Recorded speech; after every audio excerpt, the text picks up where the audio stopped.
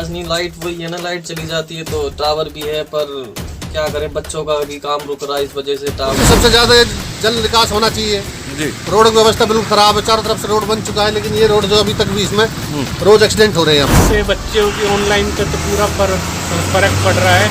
Light जाने के बाद में नेटवर्क जीरो हो जाते हैं और सरकारी तरफ कोई भी कंपनी का नेटवर्क नहीं है।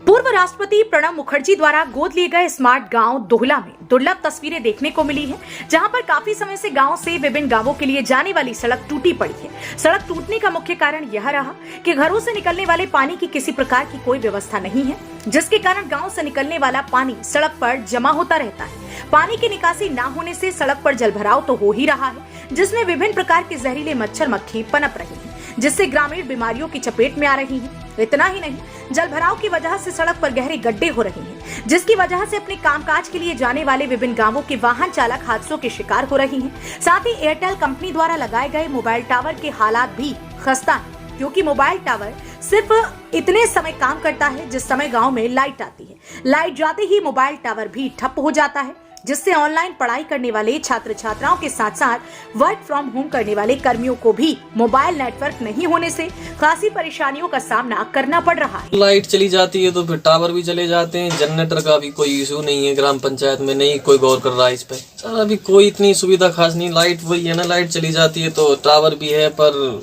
क्या करें, बच्चों का भी काम रुक रहा है इस वजह से। टावर जाने से ऑनलाइन की पढ़ाई मारी जा रही है जी, कंपनियां और अपने दाम और ऊपर बढ़ाई जा रही है, जिससे परेशानी हो रही है। बच्चों की सब में ज्यादा परेशानी होती है इस चीज के लिए जो ऑनलाइन पढ़ते हैं, और जो ऑनलाइन पढ़ते हैं। नहीं, नेटवर्क जब लाइट जाने के बाद में हमारे यहाँ पर जीरो हो जाते हैं, लेकिन हम जब राष्ट्रपति ने गोद लिया था तब बोला था कि भाई यहाँ पर सारी सुविधाएं मिलेंगी, लेकिन सुविधाओं के नाम पर यहाँ पर जीरो हो रही है। नेटवर्क नहीं, ये प्राइवेट कंपनी का वो लगा हुआ है नेटवर्क, इस पर लाइट जाने के बाद में नेटवर्क जीरो हो जाते हैं और सरकारी कोई भी कंपनी का नेटवर्क नहीं है। बच्चों की जो क्लासेस होती है वो या तो लाइट आने के बाद ही होती है, या नहीं तो फिर वो बेचारे इतने बैठे रहते हैं, उसका बहुत ज़्यादा असर होता है।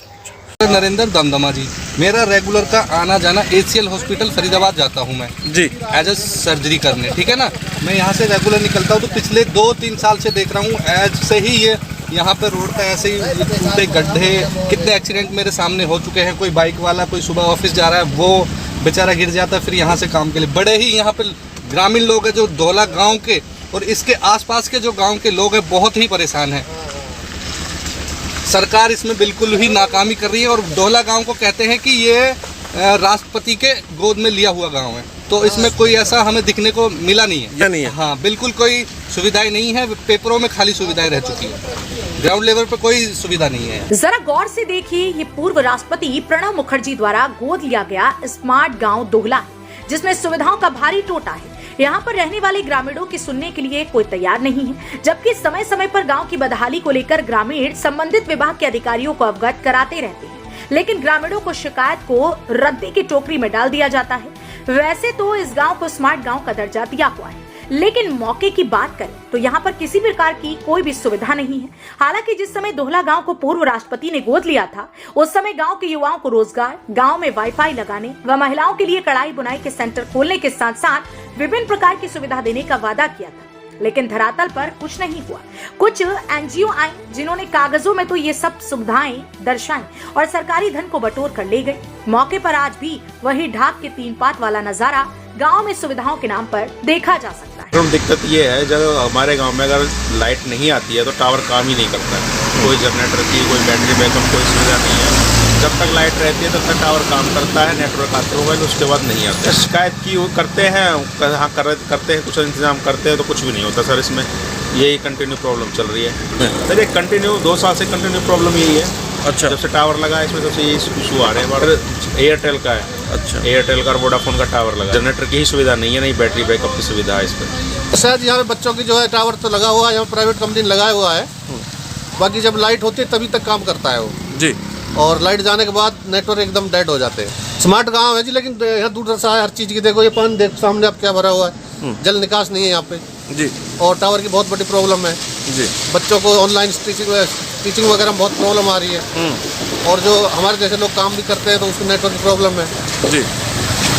और जी सबसे ज़्यादा जल निकास होना चाहिए जी। रोड की व्यवस्था बिल्कुल खराब है, चारों तरफ से रोड बन चुका है, लेकिन ये रोड जो अभी तक भी इसमें रोज एक्सीडेंट हो रहे हैं यहाँ पे। हाँ, पानी भरा, बहुत ज़्यादा जल भरा हुआ है यहाँ पे। यहाँ पे टावर नहीं आते हैं और ना ही यहाँ पे नेटवर्क आते हैं, और बिजली जाने पे बिल्कुल ही टावर डेड हो जाते हैं यहाँ पे। इससे बच्चों की ऑनलाइन पे तो पूरा फर्क पड़ रहा है, जिसके कारण बच्चों की ऑनलाइन क्लास नहीं अटेंड कर पाते हैं, ना ऑनलाइन क्लास ले पा रहे हैं सही ढंग से। शिकायत काफ़ी बार दी है पर कोई सुधार नहीं हो पा रहा है।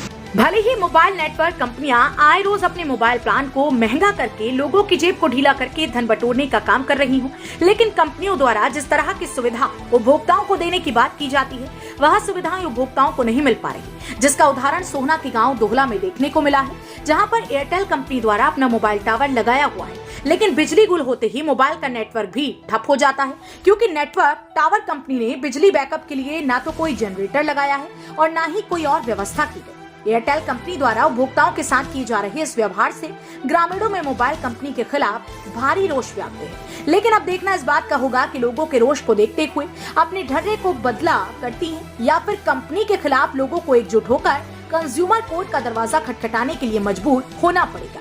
हरियाणा वरदान के लिए सोहना से विशाल राघव की रिपोर्ट। देश व प्रदेश की खबरों को सबसे पहले देखने के लिए हरियाणा वरदान चैनल को सब्सक्राइब करें, लाइक करें व शेयर करें।